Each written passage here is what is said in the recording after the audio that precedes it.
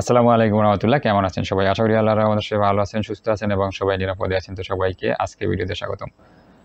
আজকে খুবই গুরুত্বপূর্ণ কিছু বিষয় আপনাদের মাঝে শেয়ার করব। বর্তমানে যে আন্দোলনটা হচ্ছে জাতীয়করণের জন্য প্রেস ক্লাবের সামনে, এই আন্দোলনের বিগত দিনে যে বক্তব্যগুলো আসছে, বিভিন্ন শিক্ষক মহোদয়, শিক্ষক নেতা যারা আছেন, তারা যে বক্তব্যগুলো দিয়েছেন, এই বক্তব্যগুলোর চুম্বক কিছু অংশ আপনাদের শোনাবো। কিছু কিছু বক্তব্য এমন আছে যে বক্তব্যগুলো শোনার পরে আসলে মানুষকে হৃদয়টাকে নাড়া দেয়, এরকম কিছু বক্তব্য আছে। এই বক্তব্যগুলো আমরা এক এক করে শুনবো এবং এখান থেকে আমরা অনেক ধারণা পাবো যে আসলে বেসরকারি মাধ্যমিক বিদ্যালয়ের যে শিক্ষকরা আছেন, তারা কতটা কষ্টে দিন কাটাচ্ছেন। তাদের যে বেতনটা দেওয়া হয়, এই সামান্য বেতন থেকে তারা কিভাবে চলেন, কেনই বা তারা তাদের যে জাতীয়করণের দাবিতে রাজপথে নেমে আসছেন, রাজপথে নেমে দিনের পর দিন সেখানে অবস্থান করছেন।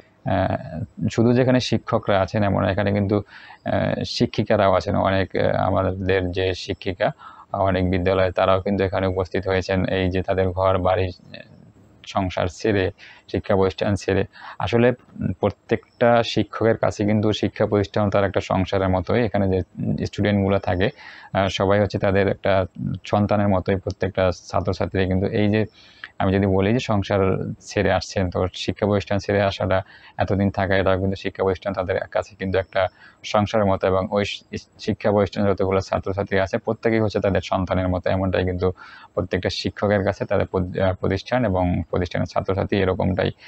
এখন আমরা এই ধরনের কিছু বক্তব্য দেখব আমাদের শিক্ষক মহোদয়দের, যেটা আসলে সবার হৃদয়টাকে নাড়া দিবে।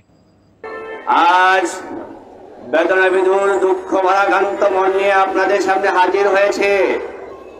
আপনারা সবাই জানেন এবং বোঝেন, আমরা আমাদের জীবন দিয়ে মাধ্যমিক শিক্ষা ব্যবস্থা জাতীয়করণ করার লক্ষ্যে রাজপথ আন্দোলন করছি। কিন্তু আজ দুঃখের বিষয়, দুঃখের সাথে বলতে হয়, আজ ঢাকা, চট্টগ্রাম, খুলনা, রাজশাহী, রংপুর সহ সারা বাংলাদেশ থেকে বেসরকারি শিক্ষক কর্মচারীগণ জাতীয় প্রেস ক্লাবে জাতীয়করণ করতেছে। আন্দোলন করতে এসে শিক্ষকের রক্তে রাজপথ রঞ্জিত হয়েছে। বেসরকারি শিক্ষকগণ আজ বাঁচতে চায়, আজ বাংলার শিক্ষকগণ আজ সম্মানের সাথে বাঁচতে চায়। 5 লক্ষ শিক্ষক কর্মচারী তাদের অধিকার চায়। কি অন্যায় করেছিলাম? আসলে এটা হচ্ছে একটা পেশাজীবীদের আন্দোলন। পেশাজীবীরা যখন তাদের অধিকার আদায়ে আন্দোলন করে, সেটা কখনোই রাজনৈতিক পর্যায়ে পড়ে না। হ্যাঁ, আমরা উস্কানিতে এসেছি, আমাদের অভাব আমাদের উস্কানি দিয়েছে, আমাদের দারিদ্রতা আমাদের উস্কানি দিয়েছে, আমাদের দেয়ালে পিঠ থেকে গেছে, আমাদের পরিবার আমাদের উস্কানি দিয়েছে।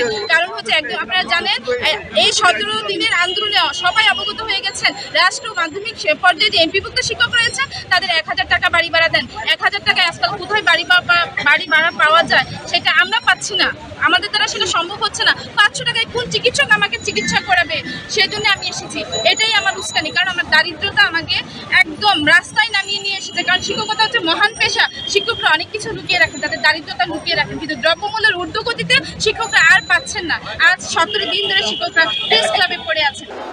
তার এই পরিপ্রেক্ষিতে মাননীয় শিক্ষামন্ত্রী মহোদয়ের সাথে আমাদের এই মাধ্যমিক শিক্ষা জাতীয়করণের বিষয়ে আমাদের সংগ্রামী নেতৃবৃন্দ সাথে মাননীয় শিক্ষামন্ত্রী একটি আলোচনার আয়োজন করেছিলেন, কিন্তু সেই আলোচনা ব্যর্থ হয়।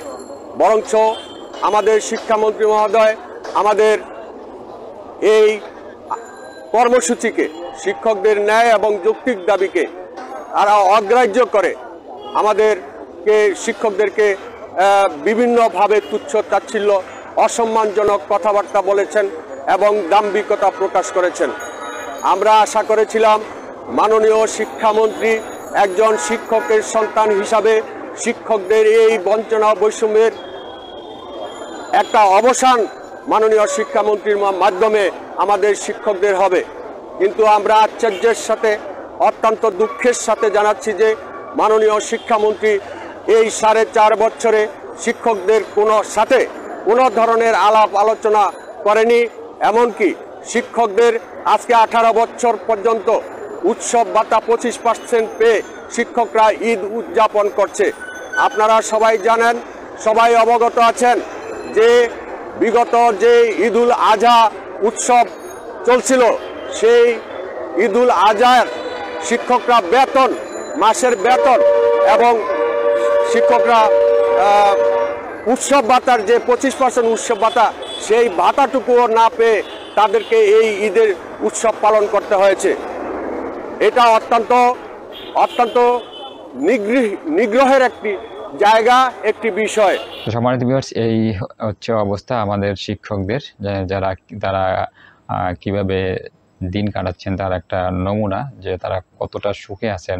শিক্ষকদের দিকে তাকাই আর বেসরকারি বিদ্যালয়ের শিক্ষকদের দিকে তাকাই, দুইজনের হচ্ছে অর্থনৈতিক পারিবারিক অবস্থার দিকে তাকাই, তাহলে হচ্ছে বোঝা যায় যে আসলে একটা সরকারি প্রাথমিক বিদ্যালয়ের পিয়নের বা দপ্তরের সাথে আমরা কিন্তু এই যে দপ্তরের যে বেতন, ওইটার সাথে মাধ্যমিক বিদ্যালয়ের যে একজন শিক্ষক তার বেতনের সাথে তুলনা করা হয়। তো আসলে যদি আমরা আমাদের যে শিক্ষক মহোদয় আছেন তাদের কাছ থেকে তাদেরকে যদি আমরা যথাযথ মূল্যায়ন করতে না পারি, আসলে আমরা তাদের কাছ থেকে ওই ধরনের শিক্ষাটা পাওয়ারও আশা করতে পারি না।